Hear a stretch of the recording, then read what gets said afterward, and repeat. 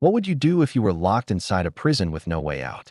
Would you give up, accept your fate, or risk everything to escape? Some men didn't just try.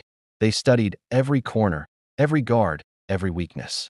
They planned in secret for months, even years.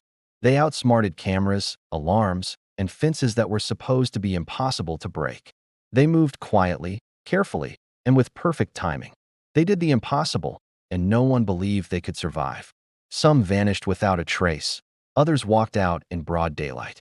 What you are about to watch is not a movie. It's not a story made up for entertainment. These are real events, true prison escapes that happened in the United States. 3 incredible escapes, all daring, all real. By the end, you'll wonder, could you have done the same? Could you have found freedom where no one else could? If you thought Alcatraz was daring, wait until you see this. Subscribe, hit the notification bell, and stay with us. The next escape will blow your mind. Richard Lee McNair was not the type of man you would notice in a crowd. Quiet, careful, and unassuming, he blended into the prison environment as if he belonged there.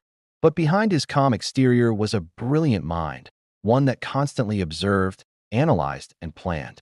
Unlike the men at Alcatraz, who fought walls, bars, and freezing waters, McNair's battle would be fought in silence. He didn't rely on strength or speed. He relied on patience, intelligence, and understanding the very system that kept him locked away. McNair had a history of crime and escape attempts, which made him notorious in the prison system. But what set him apart wasn't just daring, it was meticulous planning. He knew that physical force could fail, that walls could be too high, that guards could be too alert. So he studied the environment, learning how every guard moved, when they checked the doors, how the mailroom functioned, and where distractions occurred. Every observation fed into a master plan. He watched quietly for months, taking careful mental notes, and never letting anyone suspect that he was laying the groundwork for the impossible. His assignment in the prison mailroom gave him the perfect cover. Surrounded by letters, packages, and mailbags, he saw what others overlooked. Mailbags moved constantly, were handled roughly, and were often stacked together without anyone checking them thoroughly. This was the loophole McNair needed. He began experimenting in secret, testing the size of the tubes, how they were moved, and how he could position himself to remain unnoticed. It took weeks of trial and error, but McNair's patience paid off. Every detail mattered. The size of the bag, how he breathed, how he remained still for hours, and how he could signal when it was safe to emerge. The night of April 5, 2006, was the culmination of all his planning. McNair slid himself into a large shipping tube designed to hold mailbags, hiding completely within the stack. He controlled his breathing, moved only when absolutely necessary, and stayed silent while guards came and went. Each passing minute was a test of endurance and nerve. He remained invisible, a shadow within the system, as the prison's routine continued around him. The mail truck began its journey, carrying him out of the prison undetected, rolling toward freedom with the very guards and procedures designed to catch him none the wiser. Once outside, McNair emerged calmly. He didn't panic. He didn't run blindly. Instead, he moved carefully, blending into the outside world, using his intelligence to avoid attention. Days turned into weeks, and he remained undetected. Authorities scoured the region, checked every lead, and interviewed countless people, yet McNair had vanished. The entire prison system had been outsmarted by one man who knew how to play the rules without breaking them physically. His calm, calculated approach made the escape almost unbelievable. But McNair's story didn't end in anonymity. Months later, he was discovered and captured in Canada. Yet even in capture, his escape had sent shockwaves through law enforcement. Security experts marveled at his ingenuity. How could someone escape maximum security without climbing walls, swimming across dangerous waters, or even raising alarms? McNair's story proved that intelligence, patience, and careful observation could be more powerful than brute force. He had rewritten the rules of what was possible in prison escapes. McNair's journey teaches a chilling lesson. Freedom is as much a matter of the mind as it is of the body. While Alcatraz showcased courage, audacity, and physical risk, McNair showed the quiet, invisible genius of careful planning. He moved in shadows, manipulated the system, and emerged where no one expected him. But if you think that was incredible, the next story surpasses everything you've seen so far. It involves inside help, hidden tools, and a level of audacity that shook an entire state. Two men, one accomplice from inside the prison, and a breakout that seemed impossible until it happened. Stay with us, because the final escape will leave you questioning how any walls, fences, or guards could ever hope to contain the human will to be free. If you love discovering secrets that most people will never hear, if you want to see how human ingenuity can defy the impossible, hit that subscribe button. Now turn on the notification bell so you never miss an escape story like this video. Comment what you think happened to these men and share it with someone who loves real-life mysteries. Each escape you about to hear will test your imagination and leave you questioning what is possible. You don't want to miss a single moment. What would you do if you were locked inside a prison with no way out? Would you surrender to a life behind concrete walls, metal bars, and guards who never blink? Or would you risk everything for freedom, knowing that one wrong move could end your life? On the night of June 11th, 1962, three men at Alcatraz Federal Penitentiary decided that giving up was not an option. This was not fiction, not a story made up for thrill or drama. This was real life. Their names were Frank Morris, John Anglin, and Clarence Anglin. Together, they executed one of the most daring and mysterious prison escapes in history, an escape that would puzzle authorities for decades. Alcatraz was designed to be inescapable. The island sat surrounded by cold, turbulent waters and jagged rocks. Concrete walls rose higher than any man could climb. Steel bars sealed every window. Guards patrolled continuously, cameras scanned every angle, and even a single slip would have meant instant capture. And yet, these three men were determined. Each had a history of escape attempts. Each had learned from past failures. At Alcatraz, the ultimate challenge awaited, and they were ready to test themselves against it. For months, they worked in secret. Every night, they chipped away at their cells with makeshift tools, spoons, small saw blades, and even a drill they fashioned from a vacuum cleaner motor. Each movement was calculated. Every scrap of concrete dust was hidden. They observed the guards, memorized every shift change, every pattern, and every blind spot. They weren't just digging holes. They were crafting freedom, one careful motion at a time. Their plan demanded patience, precision, and nerves of steel. They didn't stop at just creating an escape route. They built dummy heads to fool the guards, heads made from plaster, toilet paper, and real human hair taken from the prison barbershop. At night, they hid their progress, and during bed checks, the dummy heads lay in their bunks, perfectly disguised as sleeping prisoners. They stitched together more than 50 raincoats to form a raft and life vests. Every detail, from the smallest nail to the folds of the raft, was meticulously planned. This wasn't luck. This was strategy, patience, and brilliance. When the night of June 11th finally came, everything had to be perfect. The three men slipped quietly through the openings they had created behind their cells. They crawled into a narrow utility corridor that led to the roof. Darkness was their ally. Silence was their shield. From the roof, they slid down a stovepipe, scaled barbed wire fences, and finally reached the shoreline, where their raft awaited. With cautious movements, they pushed off into the icy, fog-shrouded waters of the bay, disappearing into the night as if swallowed by shadows. By morning, only the dummy heads remained in their beds. The prison was empty. The men were gone. The alarm rang out immediately. Guards combed the island, while boats and helicopters scoured the surrounding waters. Pieces of the raft washed ashore. Fragments of life vests were found on distant beaches, but there was no trace of the three men themselves. Theories ran wild. Did they drown? Were they picked up by someone waiting for them? Or did they survive and vanish into the world, never to be caught? The FBI investigated for years. No confirmed sighting was ever reported. Their fate remains a mystery, fueling speculation to this day. Freedom or death? Survival or disappearance? There is no definitive answer.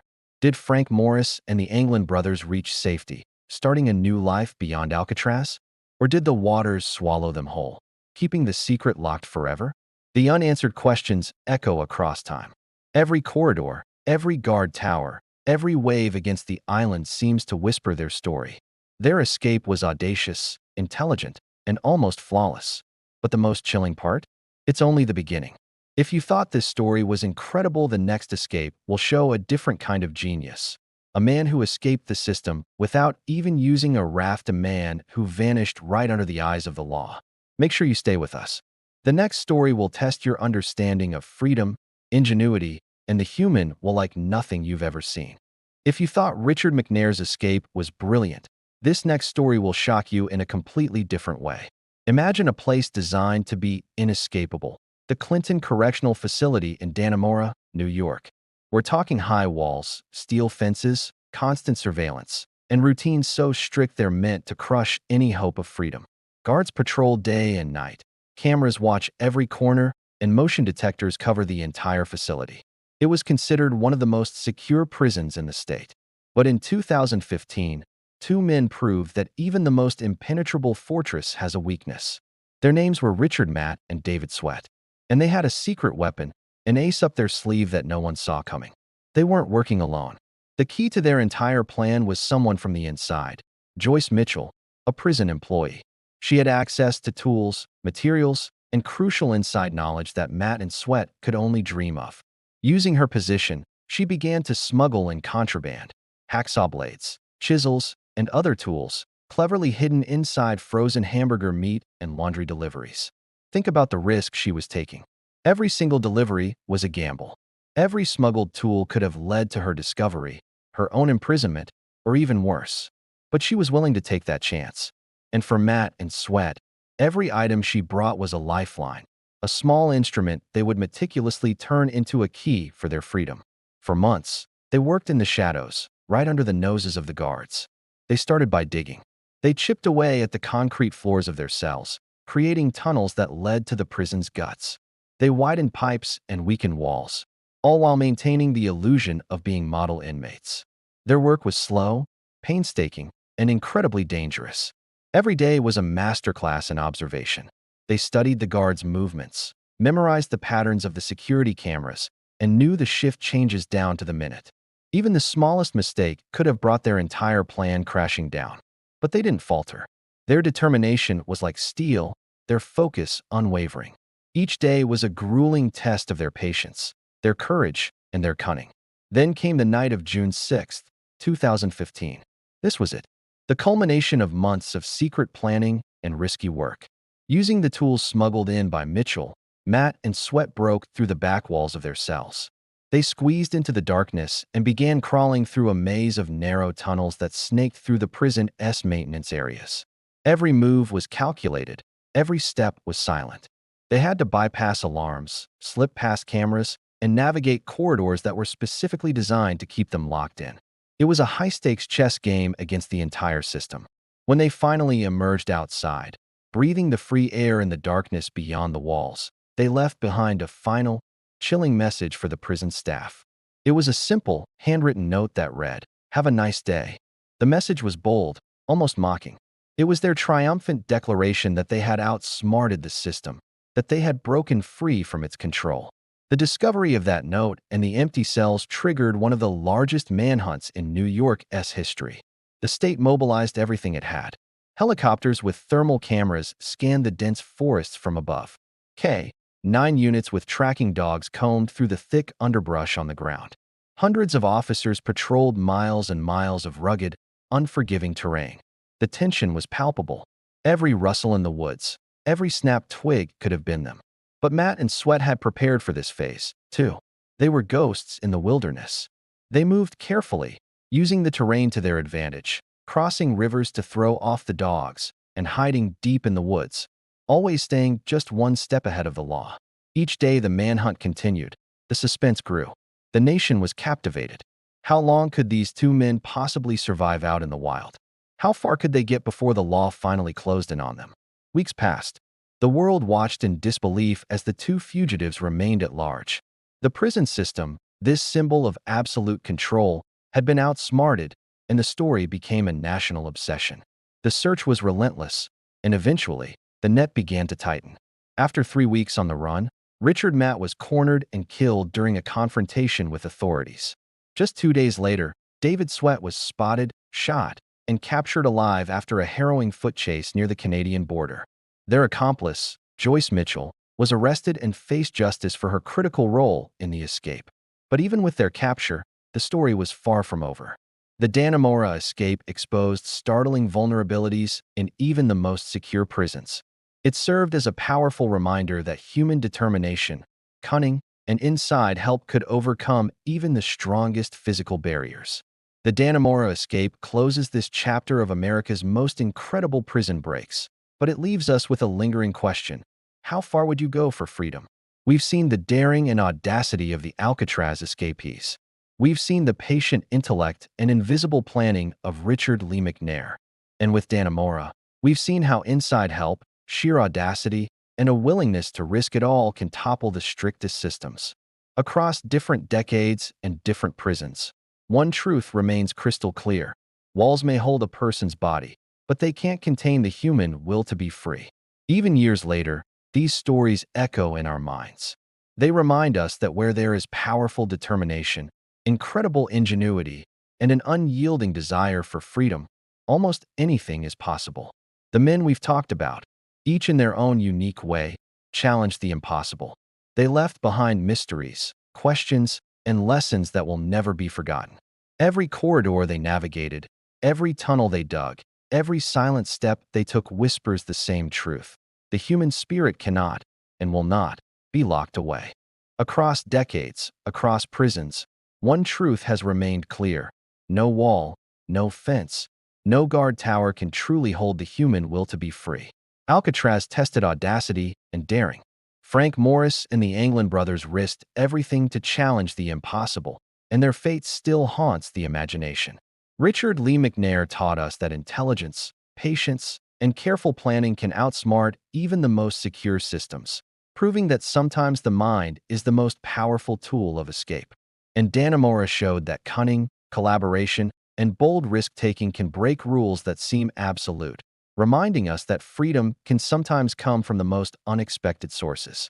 Each story is different, yet each is united by the same force, the unyielding desire to be free. Behind the walls, behind the bars, and beyond the surveillance cameras, these men imagined a world without limits, and in their own ways, they touched it. As we reflect on these escapes, we are left with more questions than answers. Did Morris and the Anglin brothers survive? Could McNair have stayed free indefinitely if fate had been kinder? Could Matt and Sweat have escaped the wilderness if even one decision had been different? The uncertainty lingers, and perhaps that is the most compelling part. Freedom, after all, is not guaranteed. It must be seized, risked, and fought for. These stories are more than just tales of daring and risk. They are reminders of what humans are capable of when desperation meets creativity, when courage confronts confinement, and when the mind refuses to be bound. Even today, the echoes of these escapes continue to resonate, challenging everything we think we know about security, law, and human determination. Walls may hold bodies, but they can never contain the spirit of freedom. And sometimes, that spirit is strong enough to turn the impossible into reality. If you were amazed by these incredible escapes, make sure to subscribe and hit the notification bell so you never miss another story. Like this video if it shocked you, and comment below which escape you think was the most daring. Share it with someone who loves true crime and human ingenuity, because these stories deserve to be heard.